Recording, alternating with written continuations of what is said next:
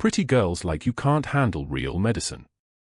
That was what Dr. Marcus Hargrove said at 11:38 p.m. on a Tuesday night in Norfolk, and he said it loud enough that every nurse within 30 feet of the station heard the words land like a surgical instrument dropped on tile. Hannah Clarke was folding discharge papers with the kind of mechanical precision that suggested she wasn't listening, but her left hand stilled for exactly 2 seconds, the only tell that mattered, before she resumed the fold. Mercy General's night shift ran on skeleton crew and fluorescent hum. The smell of antiseptic mixed with cold coffee that had been sitting in the break room carafe since 7 that morning. Rain hammered the east-facing windows like applause for something no one had asked for. Hannah had been working these corridors for exactly 92 days, and in that time she had spoken fewer than 300 words to anyone who wore an attending physician's badge. Dr. Hargrove didn't know why she was quiet. He assumed it meant fragile. He was watching her, had been watching her for 6 weeks, ever since she started asking questions about the surgical supply inventory. Real questions. The kind that had teeth in them.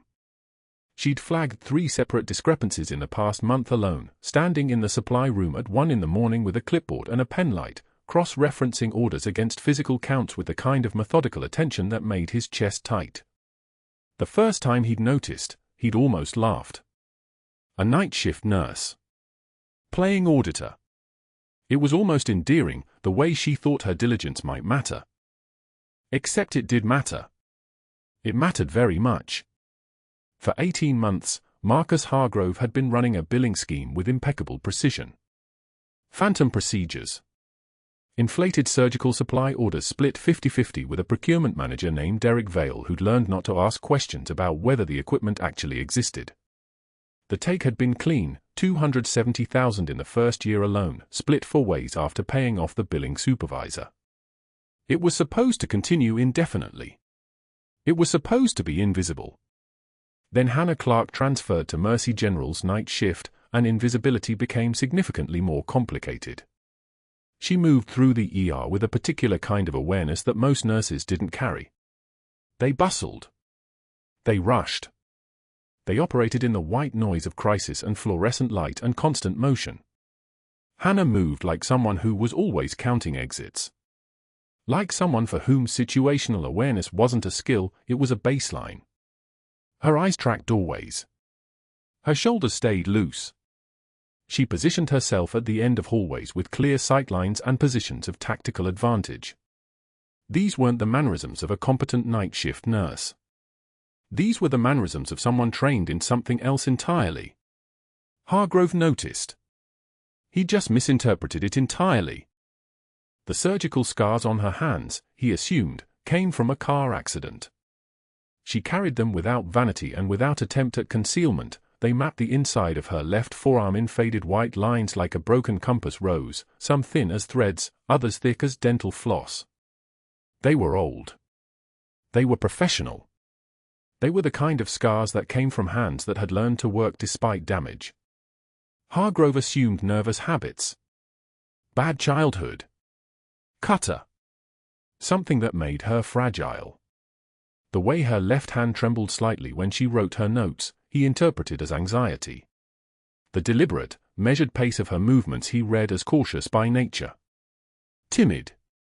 The kind of woman who had chosen nursing because it felt safe, because following protocols felt like control, because the structure of a hospital allowed people like her to exist without standing out. None of it concerned him until she started checking his numbers. The supply room at Mercy General occupied the northeast corner of the 2nd floor, just past radiology.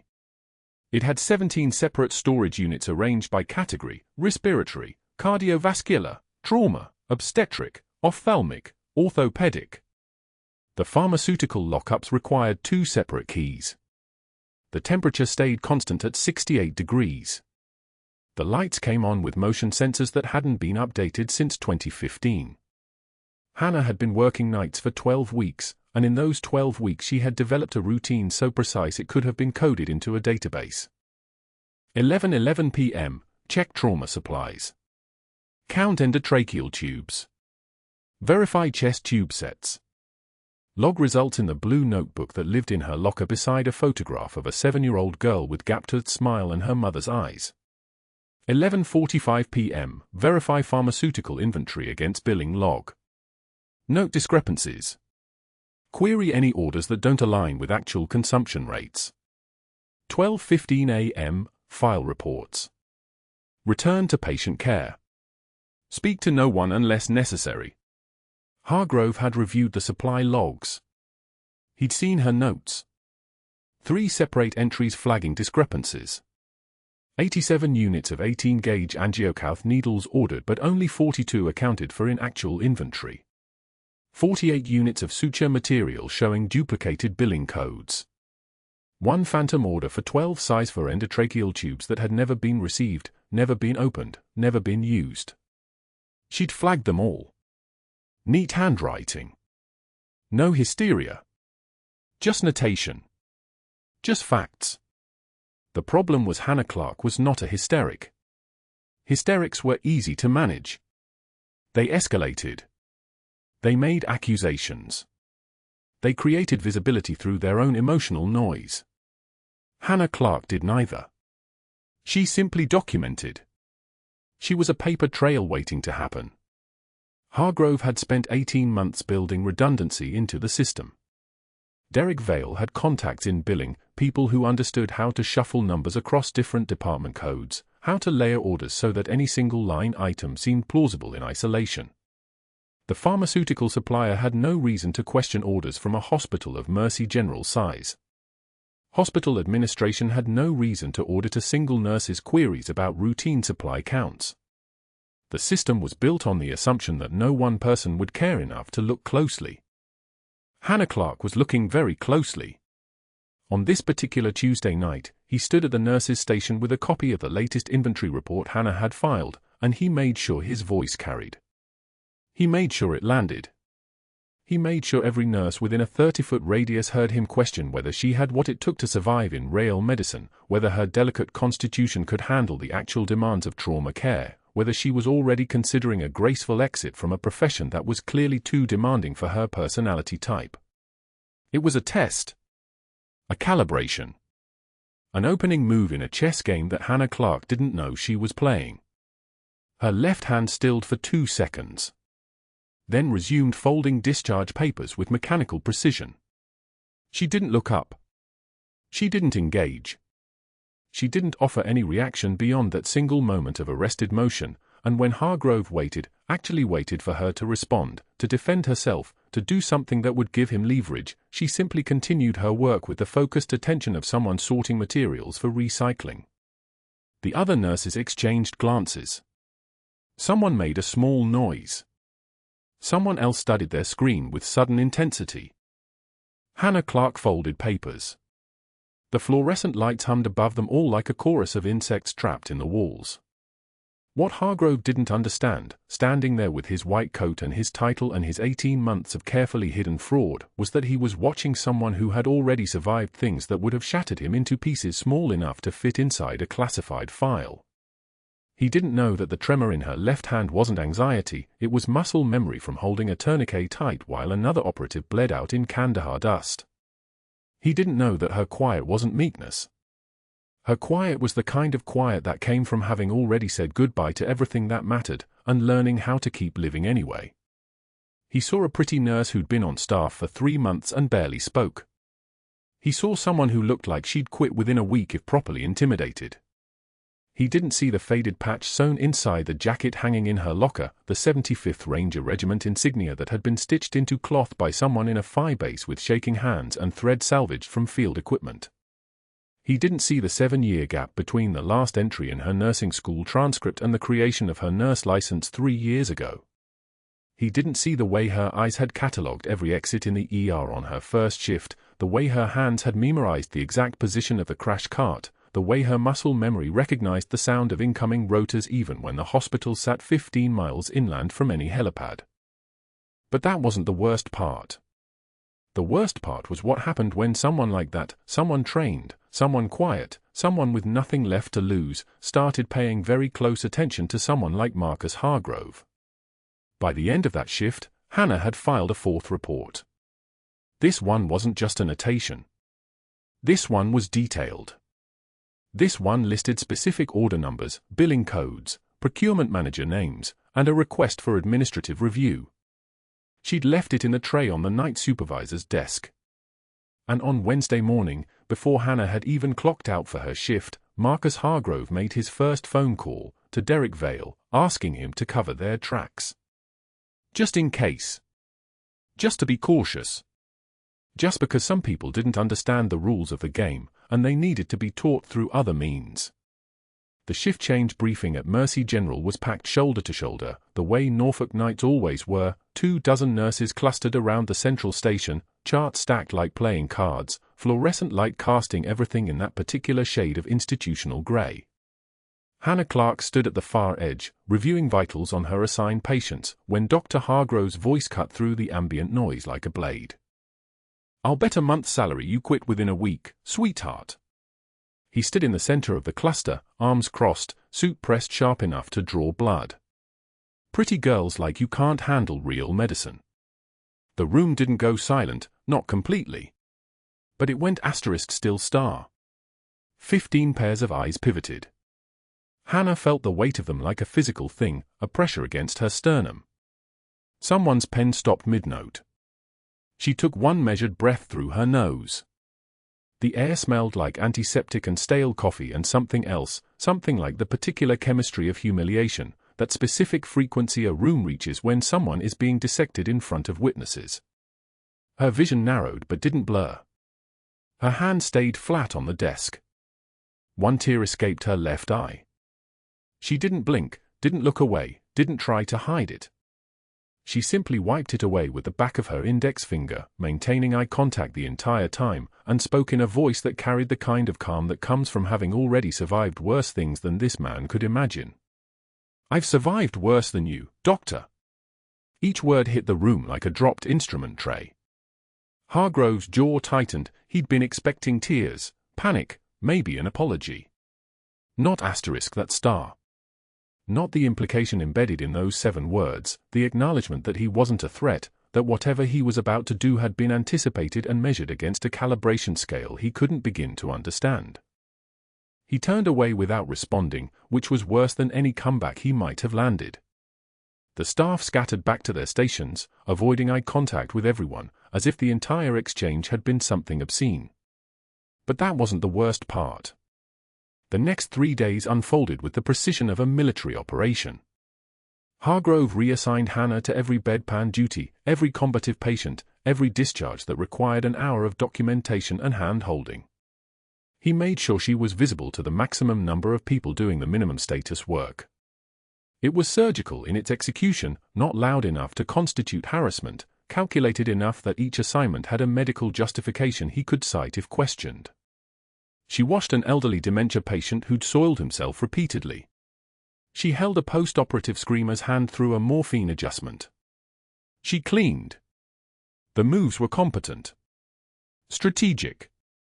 This wasn't a man throwing tantrums, this was a man deploying institutional leverage the way someone who'd learned to weaponize systems knew how to do it.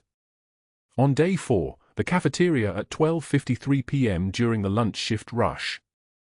40 staff members scattered across 8 tables, the room loud with the clatter of trays and the ambient din of hospital gossip. Hannah stood in the serving line with her tray, turkey sandwich, applesauce, water, and turned toward an empty spot near the window. Hargrove was directly in her path. He was looking at his own phone, angled in such a way that when she moved past him, his elbow connected with the edge of her tray with what any observer would have described as an accident. The tray went vertical. Turkey, applesauce, everything, it sprayed across her scrubs in a wet constellation of brown and beige. The water glass didn't break. Everything else hit the tile floor with a series of small, distinct sounds. The room froze. She didn't curse. Didn't gasp. Didn't even pause for more than the space of a breath.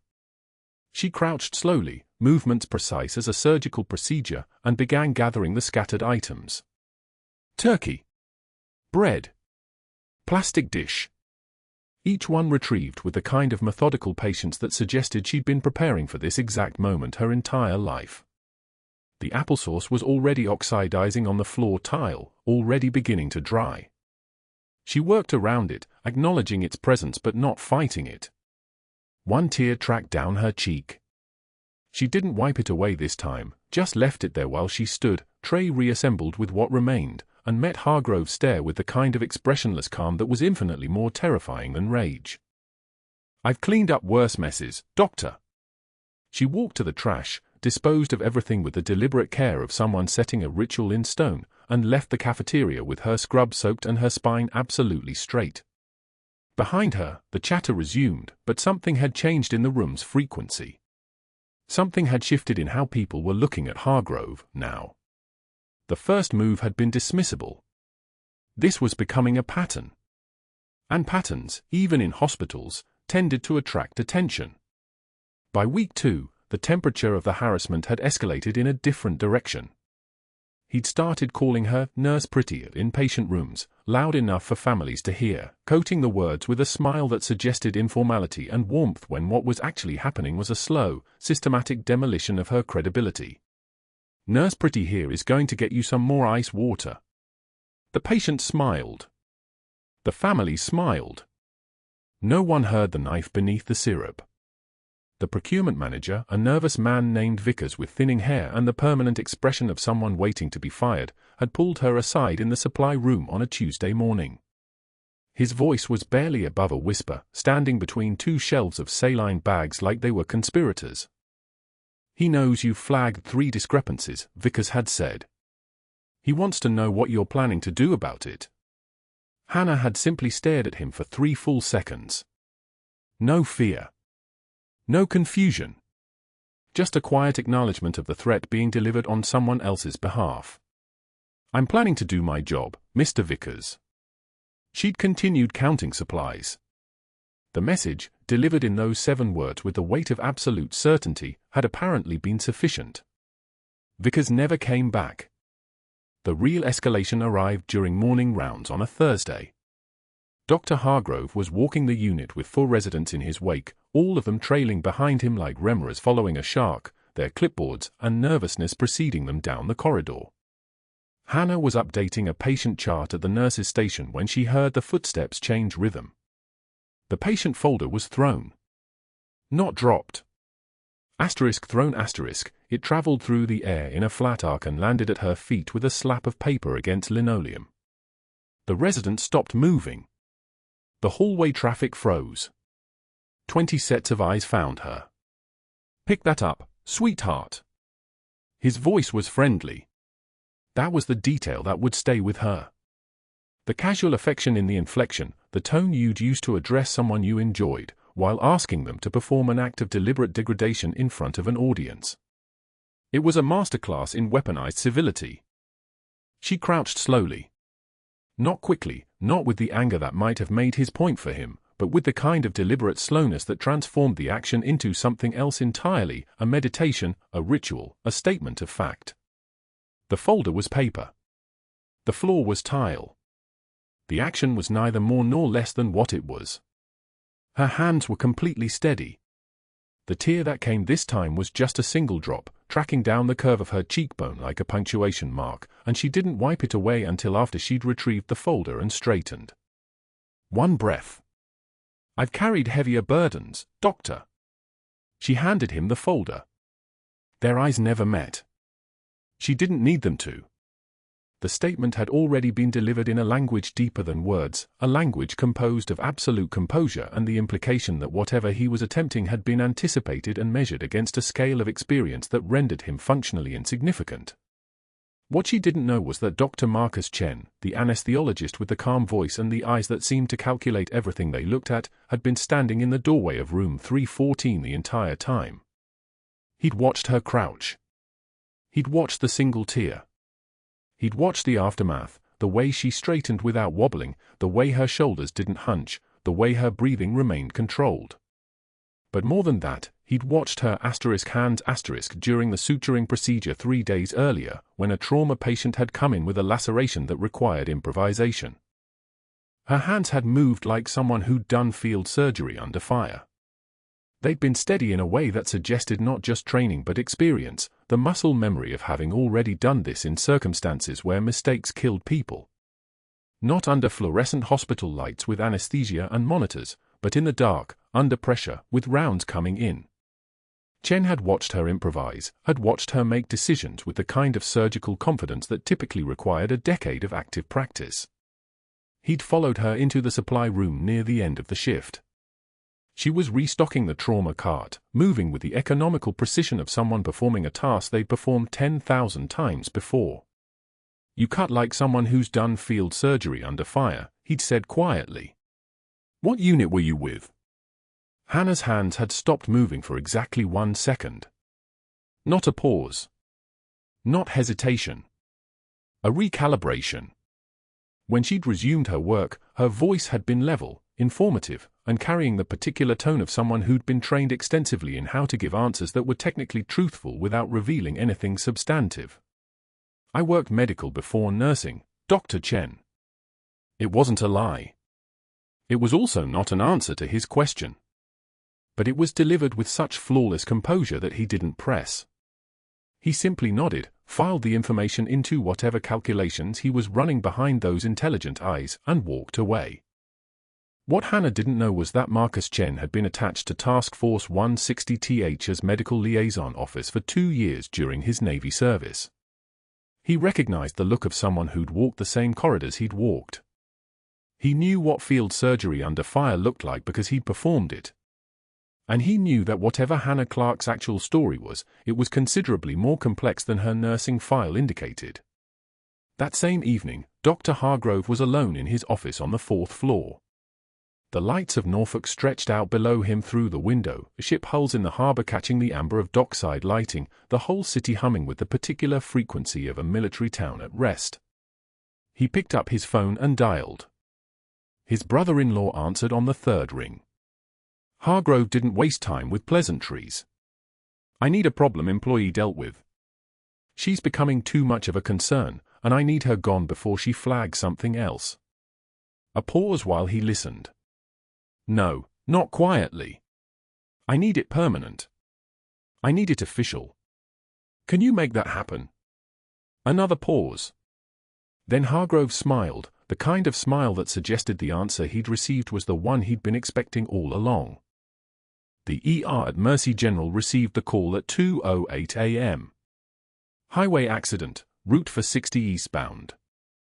Single vehicle, tree impact, driver unresponsive. The ambulance was 8 minutes out.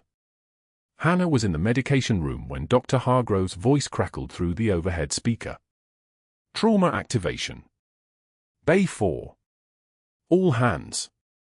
She set down the 4-pump she'd been restocking and moved toward the ER with the practiced efficiency of someone who'd stopped running toward emergencies years ago and simply started walking, because running implied fear, and she had learned not to show fear. The paramedics wheeled the stretcher in at 2:55 a.m. A man, mid-50s, multiple lacerations, left femur clearly fractured, the bone bent at an angle that made several staff members wince. No wallet. No phone. No identification of any kind. Blood had soaked through the front of his flannel shirt and denim jacket.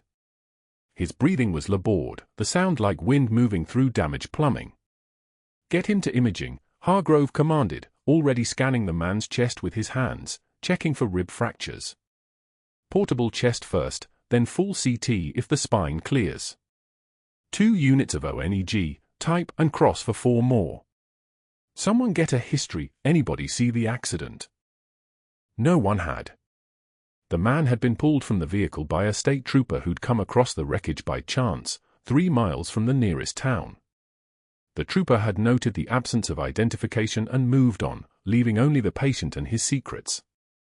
Hannah was assigned to the personal effects. A task usually given to the least senior staff, it was technically necessary. Hospitals required documentation of everything a patient arrived with. But it was also, in the informal hierarchy of the ER, a way to keep someone out of the action. Out of the way. She gathered the items methodically. The denim jacket, torn and blood-stained. The flannel shirt. A belt with a brass buckle, military issue from the wear pattern. Work boots, well-maintained, the kind that had walked thousands of miles.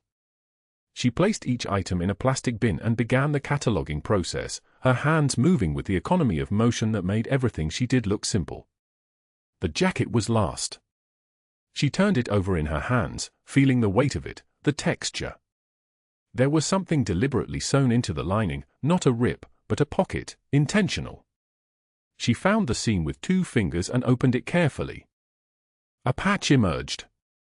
Small, faded, but unmistakable. The tan and black insignia of the 75th Ranger Regiment. Sewn into the jacket deliberately. Hidden. Hannah's breath didn't change. Her hands didn't tremble. But something in her spine straightened, a recognition moving through her body like electricity through water. The 75th Rangers. Kandahar. 6 years ago. A different woman in a different life. Beside the patch, pinned to the fabric with a safety pin worn smooth from handling, was a medal. Bronze Star, the ribbon faded from the color of Caribbean water to something closer to fog. But the device attached to it, the small V that indicated Valor under fire, that was unmistakable. She looked at the man in trauma bay through the glass partition, seeing him for the first time. The face was older, weathered. His hair had grayed at the temples. But something in the jawline, in the structure of the face, she knew him. Not from Kandahar. After. She knew him from the night she'd carried him 6 miles through enemy fire, his weight against her back, his blood mixing with her blood, the sound of his breathing the only proof he was still alive when everything else said he should be dead. Hannah. Dr. Chen's voice pulled her back. The combat medic turned anesthesiologist had appeared beside her without sound, a habit he'd never broken. We need you in Bay 4. Now. She moved. The basin with the Ranger's belongings remained on the counter, the patch and medal still visible, still real. The monitor alarm sounded before she reached the bed. A sharp, electronic shriek that meant blood pressure was dropping. Then another alarm joined it, the heart rate climbing, erratic, the rhythm fragmenting on the screen into something that looked less like a heartbeat and more like panic made visible. He's in tamponade, someone said. A resident, maybe, or a medical student. The words were technically correct but delivered with the tone of someone naming a threat they didn't know how to address. Hannah saw it in the man's neck. The jugular veins were distended, bulging with the pressure of fluid where there should be empty space. His color was shifting towards slate gray, the kind of gray that meant the brain wasn't getting enough oxygen. 40 seconds. Maybe 50 if they were lucky. Hargrove was at the ultrasound machine, fumbling with the probe, his hands moving with the hesitation of someone whose training had been theoretical rather than forged in circumstances where hesitation meant death.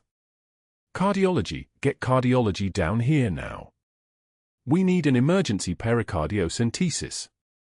His voice had the texture of command, but underneath it was something else. Uncertainty. The room was moving but not fast enough. The monitor showed the patient's oxygen saturation dropping.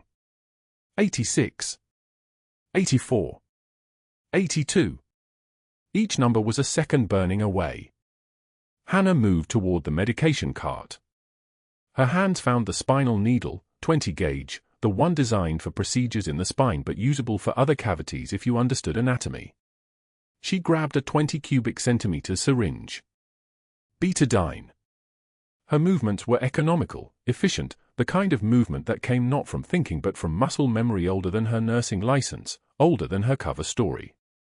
What the hell do you think you're doing? Hargrove's voice came from across the room, sharp with alarm that might have been protocol violation or might have been the fear of losing control. Hannah didn't answer.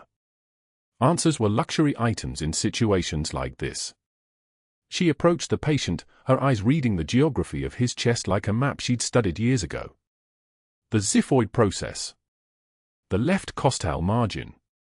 The space between them where the heart lived, where the fluid now pressed against it like an assassin with a hand over the mouth. Dr. Chen positioned himself between Hargrove and the patient, not blocking exactly, just standing, his presence like a wall made of nothing but intention.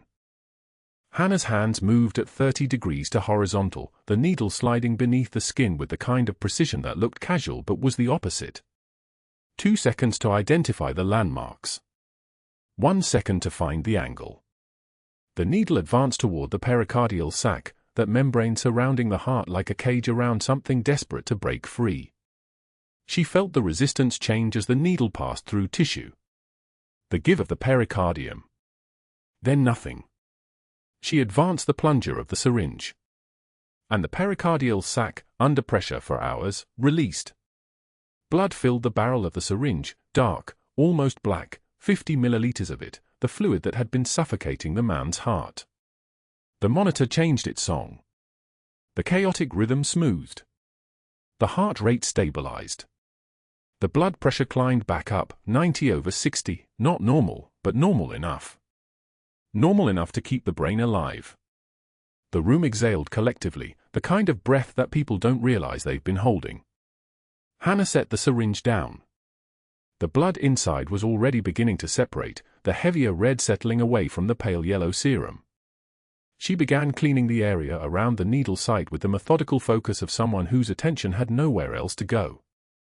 "You need to step back now," Dr. Chen said quietly to Hargrove, and there was something in his voice that made Hargrove move, made him retreat to the corner of the room where he could watch without interfering. The patient's eyes fluttered open for just a moment, the briefest flash of consciousness, the kind that comes when the body reaches a threshold of pain or trauma so extreme that the mind touches down and then retreats again. His eyes focused, for a single second, on Hannah's face. On her hands working above him, steady as surgical lasers. And in that second, something passed between them. Recognition. Memory. Then his eyes closed, and he was gone again into the dark where he'd been since the accident.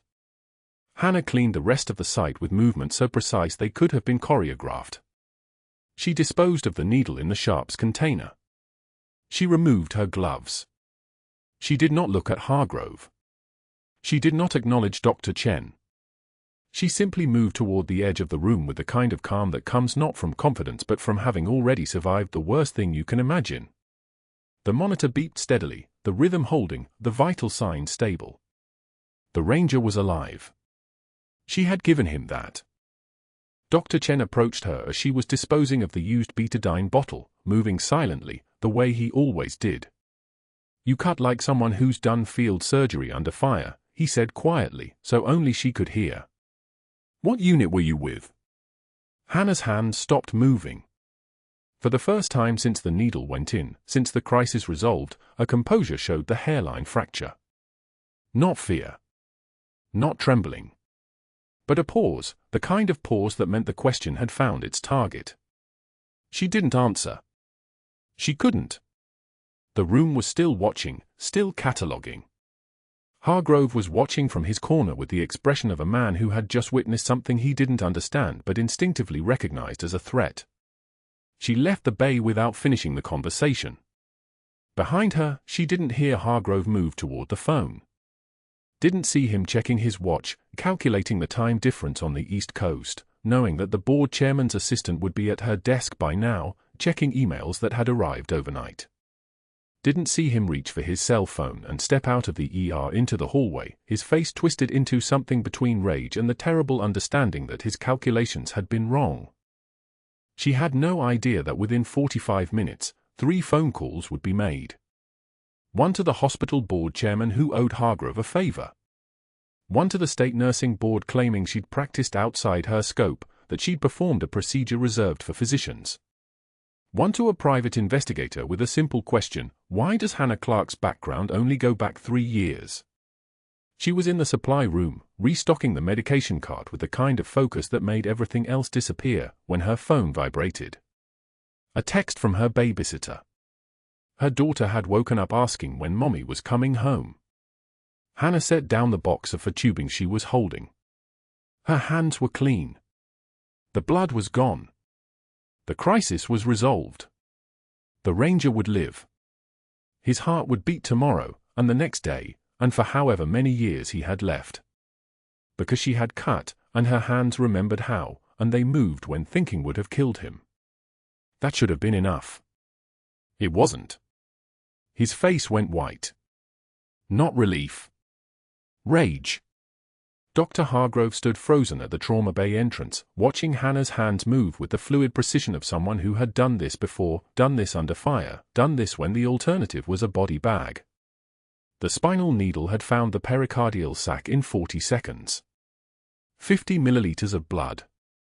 The patient's oxygen saturation climbing like a rescue helicopter, 75, 82, 88, steady at 94. Sinus rhythm restored. Captain James Rourke's pulse came back strong enough to register on every monitor in the bay. The room exhaled. Hargrove didn't. His jaw clenched so tight his molars ground. His fingers curled into fists. She had just saved a man's life in front of the entire surgical team, had just performed a procedure that would take most emergency physicians 3 minutes and 2 ultrasound checks, and she had done it in the time it takes to take a breath. Worse, she had done it while he stood there fumbling with equipment, watching his authority evaporate like rain on hot asphalt. He turned and walked out. Within 1 hour, his office door was closed and his fingers were dialing numbers that had been waiting in his phone for exactly this moment. The first call went to Harrison Sterling, the hospital board chairman who had approved Hargrove's surgical supply contracts 18 months ago and had been quietly siphoning 35% of every inflated invoice into an offshore account. Sterling owed him a favor, the kind of favor that came with political weight and the kind of silence that only money could buy. She performed a procedure outside her scope, Hargrove said quietly into the phone, his voice steady as a surgeon's hand. A spinal needle into the pericardium. That's not nursing. That's medicine. I want her license suspended before she kills someone. The second call went to the State Nursing Board's disciplinary committee, where Hargrove had once testified as an expert witness and where his name still carried the weight of a decorated physician. He reported her for practicing medicine without a license. He provided witness statements from staff who would corroborate anything he said, 3 nurses who depended on his scheduling recommendations, 2 residents who needed his letters of recommendation for fellowship positions. The third call went to a private investigator named Marcus Webb, a man who specialized in background checks and who worked for cash and asked no questions. Hannah Clarke, Hargrove said, spelling it carefully. Nursing license dated 3 years ago. But she's 38 years old. I want to know where she's been for the last 15 years. I want to know what she's hiding. And I want it fast. Webb's rate was $150 an hour. Hargrove authorized 75 hours of surveillance. The math was simple: find her secrets, weaponize them, and bury her before she could bury him. But Hargrove didn't know that Captain James Rourke wasn't actually a John Doe anymore. 6 hours after the pericardiocentesis, after Rourke had been transferred to the medical ICU and 3 units of O-negative blood had stabilized his pressure, a military liaison officer named Major Daniel Graves arrived at Mercy General with a manila folder and a quiet authority that made security personnel step aside without question. Graves was 75th Ranger Regiment, combat medical trained, and had been calling in favor since 0400 that morning. Fingerprints didn't lie. The John Doe was Captain James Edward Rourke, born March 14, 1989, registered to the 75th Ranger Regiment at Fort Benning, Georgia, with 3 combat deployments and 1 Silver Star in his record. Graves entered the ICU at 11:56 p.m. The monitors beeped their steady rhythm. Rourke's eyes were still closed, his breathing mechanical, but his brain was waking, synapses firing, neural pathways reasserting themselves from the fog of sedation and morphine. His eyelids flickered. Graves leaned close. The room smelled of antiseptic and the faint copper scent of old blood, even after the trauma team had cleaned the bay. "James? Can you hear me?" Rourke's lips moved. "Barely." A whisper that came from somewhere deeper than consciousness. "Valkyrie," he breathed. She was there. She carried me. Through Sanjin. Through fire. 6 miles. She was there. Graves' expression shifted. His hand went to Rourke's shoulder, pressing once, acknowledgement between soldiers. He stepped back and walked into the corridor, his phone already in motion. The call was encrypted. The line was secure. JSOC headquarters picked up on the second ring. "Sir, "We have a positive ID," Graves said quietly. 75th Ranger, Captain James Rourke. "His stable." "And sir, we have a situation. Our medical team, the night shift RN who performed the emergency procedure." "Sir, I need you to listen to this carefully." Graves repeated what Rourke had whispered. He spelled out the name that was still classified, still buried, still supposed to be erased from every government database that existed. When he finished, the line went silent for exactly 3 seconds. "Stand by," the voice said. "Do not let her leave that hospital." But that order came too late. 2 days passed. 48 hours of Hannah working double shifts to make up for the procedure she had performed outside her scope, shifts where everyone who had watched her save Rourke's life now avoided her eyes. Dr. Chen had approached her on the second day, had opened her mouth to say something, then closed it again with an expression of frustrated helplessness. The investigation file was open. The board was moving fast. Hargrove had made sure of that. On the evening of the second day, at 17:32, Hannah was finishing her shift in the medical records room when hospital security appeared in the doorway. 2 officers. An HR representative holding a manila folder with the hospital seal. Their expressions were professionally neutral, the faces of people executing orders. "Ms. Clarke," the senior officer said, his voice measured and impersonal as a recorded message. "We need you to collect your personal belongings and come with us." No explanation.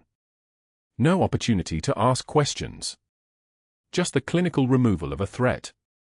Hannah gathered her locker, the photograph of her daughter, age 7, with the gap-toothed smile and the way she held Hannah's hand that said she trusted the world completely. A water bottle with the hospital logo. Her personal stethoscope, the one her mentor had given her years ago, before Kandahar, before everything went dark. Her name badge, still clipped to her scrubs. They walked her through the ER at the shift change. Every eye followed her. Every conversation stopped mid-sentence. The whisper network activated instantly. "She's been fired." The Navy nurse. Gone. And at 17:49, visible from his office window on the second floor, Dr. Hargrove watched her cross the parking lot between 2 security officers, her shoulders straight, her head level, her face a mask of composure even as something inside her was shattering into fragments no one could see. The drive home was 42 minutes in silence.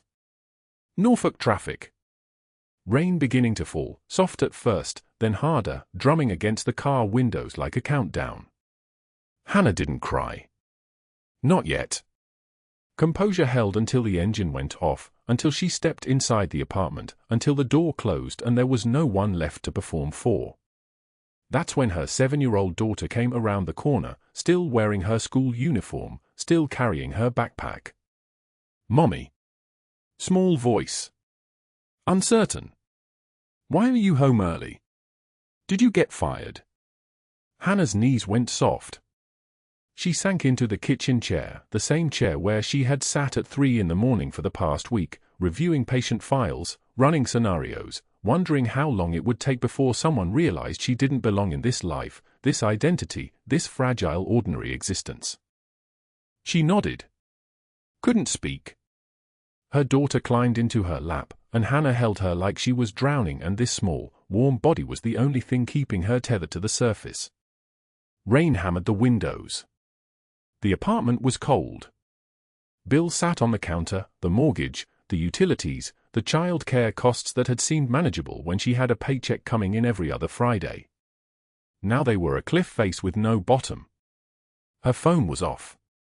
She had turned it off in the car, unable to face messages she didn't want to receive, notifications she couldn't answer. She didn't know that Major Graves had tried calling the hospital 4 times.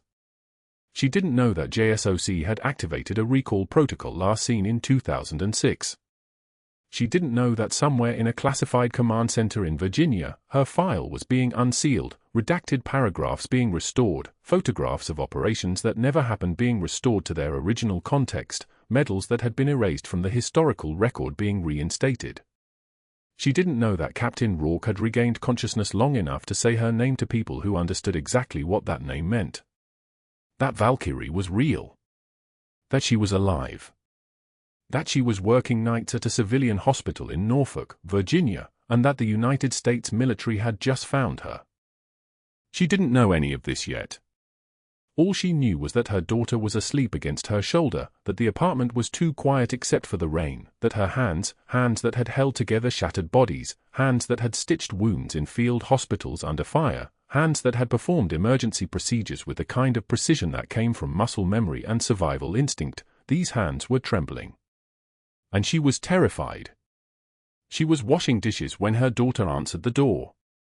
Soapy water dripped from Hannah's hands as she heard the gasp, that small, surprised intake of breath that children make when they see something they don't understand but know instinctively is important. "Mom," the 7-year-old's voice carried through the apartment, trembling not with fear but with wonder, "there are soldiers outside." Hannah's hands went still. The plate she'd been holding, chipped ceramic, the kind you buy at thrift stores when you're building a new life from nothing, hung suspended in the water. She set it down carefully. Deliberately. The kind of careful that comes from training, from muscle memory that runs deeper than conscious thought. Through the kitchen window, she could see the glow of landing lights painting the hospital parking lot across the street in shades of amber and red. 2 UH-60M Black Hawk sat idle on the tarmac, their rotors still rotating, slowing. The wind they kicked up scattered papers across the lot like snow. 3 midnight blue SUVs with government plates formed a line, and beside them stood a full Marine escort, 14 operators in dress uniforms so crisp they looked like they'd been cut from steel. Their bearing was different. Their silence was different. This was the kind of military presence that made the air pressure change. Hannah dried her hands on a towel and walked to the door. Her daughter was pressed against the doorframe, small against the November cold, eyes wide as moons. Hannah placed a hand on her daughter's shoulder, gentle, steady, the hand of someone who had held it together when everything else was falling apart, and stepped outside. The rain had stopped an hour ago, but the concrete still exhaled moisture into the night air.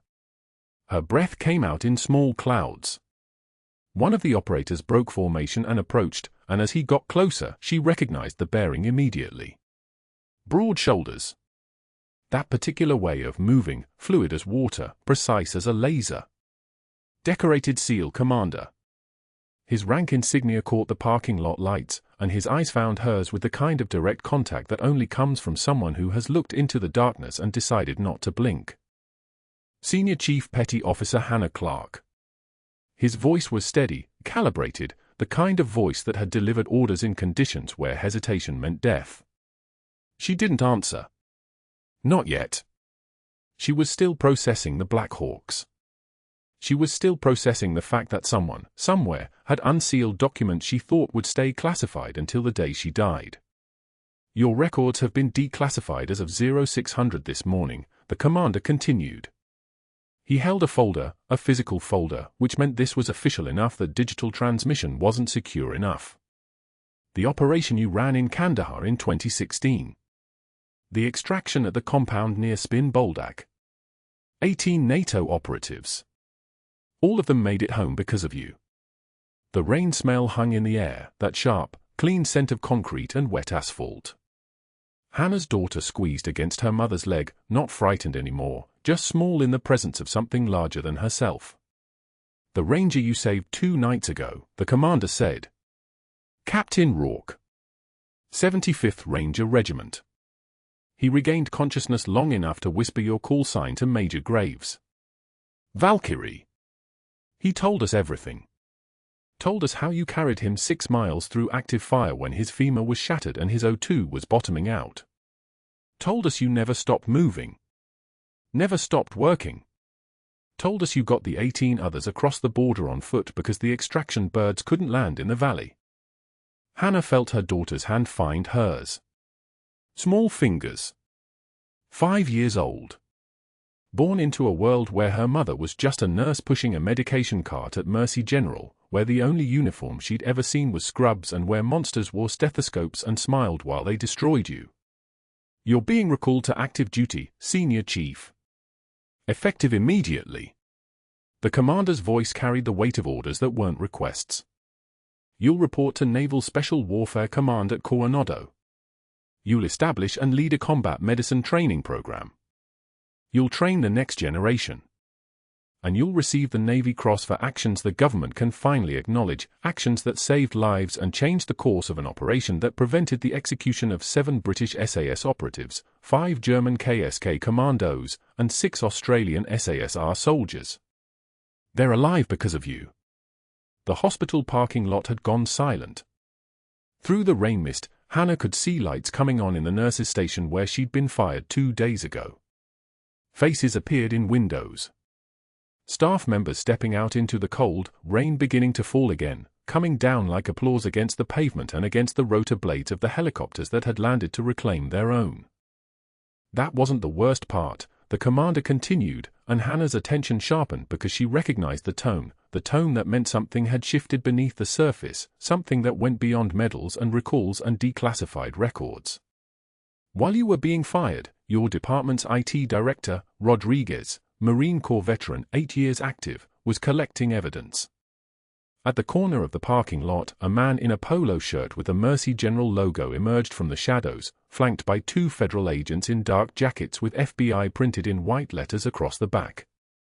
Rodriguez was holding a hard drive the size of a pack of cards, holding it out like it was something precious, something that could end the world or save it depending on who was holding it. 18 months of deleted emails, the commander said. Procurement fraud logs. Phantom billing receipts. Insurance fraud documentation. And this, Rodriguez played a video on a tablet, holding it where Hannah could see the timestamp, 11:19 p.m., 3 nights ago, the night after she'd saved Captain Rourke. The security footage showed Dr. Hargrove in the medical records room, deleting files. Not just any files. The procedure notes from her pericardiocentesis. The cardiac imaging. The evidence that she'd performed a medical miracle that would have made Hargrove's incompetence visible to anyone who bothered to look. The evidence tampering had him on federal charges. Board chairman received his subpoena at 07:30 this morning, the commander said. State Nursing Board received a call from a Navy JAG attorney explaining that your scope of practice included procedures most board-certified cardiologists will never perform on a battlefield where there's no equipment, no margin for error, and only 60 seconds to save a life. Investigation into you is closed. Investigation into Hargrove is now open. 6 months passed in the space between one breath and the next. Federal trial. Medical board hearings. Wire fraud charges stacked like ammunition. Evidence tampering. Insurance fraud. The trial lasted 14 weeks. Hargrove's attorney offered a plea deal. Federal prison time in exchange for restitution of $847,000 in fraudulent billing, permanent revocation of medical license, and a ban from medical practice anywhere in the United States or its territories that would outlive him by decades. The sentencing hearing happened on a Tuesday in a federal courthouse in downtown Norfolk. Hannah sat in the gallery in her navy dress uniform, dress whites that looked like they'd been starched with precision and dignity. Captain Rourke sat beside her, fully recovered, his ranger uniform bearing the marks of someone who had looked death in the face and refused to blink. Major Graves was there. Dr. Chen was there. Rodriguez was there. The entire Mercy General nursing staff that hadn't stood up for her was conspicuously absent. The judge, a woman with grey hair and the kind of eyes that had seen every flavor of human desperation, detailed Hargrove's crimes with the clinical precision of someone reading a grocery list. Wire fraud. Insurance fraud. Evidence tampering. Endangering patients for profit. Destruction of medical records. Violation of the Health Insurance Portability and Accountability Act. Each charge was a hammer blow. You violated your oath. You betrayed your profession. You endangered lives to accumulate wealth. Hargrove stood in a wrinkled department store shirt, polyester, discount outlet, the kind of shirt a man wears when his tailor stops returning his calls and his credit cards stop working. His face had collapsed inward, like something was eating him from the inside out. His hands trembled. His voice, when he tried to speak, came out broken. The sentence came down like an axe. Financial penalties totaling $1.2 million. Community service, 800 hours. Permanent ban from medical practice. Disbarment from any hospital in the nation. Shame that would follow him into every room he entered for the rest of his life. 3 months later, Dr. Hargrove began his new career. Strip mall location on the outskirts of Norfolk, wedged between a tax preparation service and a cell phone store. Community college CPR certification course. Minimum wage. $14 an hour. No benefits. The classroom was full of bored students who didn't know his name, didn't care about his credentials, and wouldn't remember him 5 minutes after they left.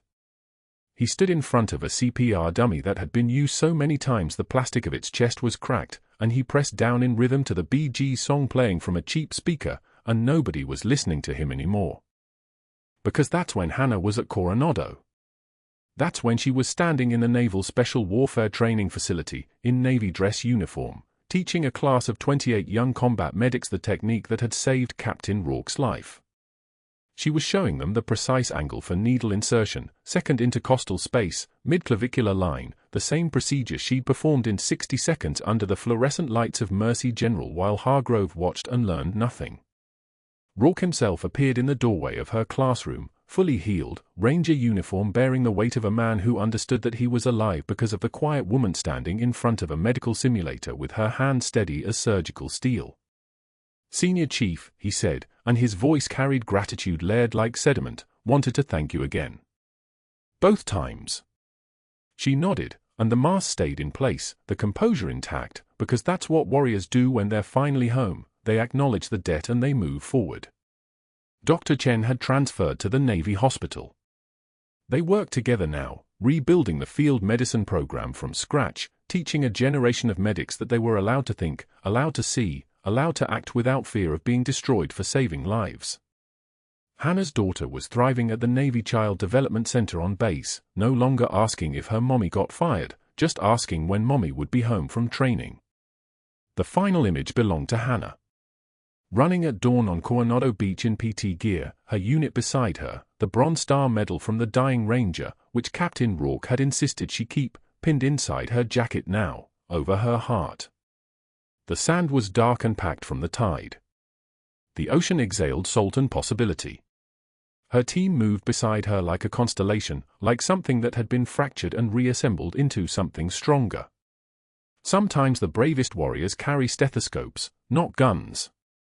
Subscribe for more stories of the quiet ones who change everything. Like and comment below. Have you ever been underestimated by someone who didn't know your true value?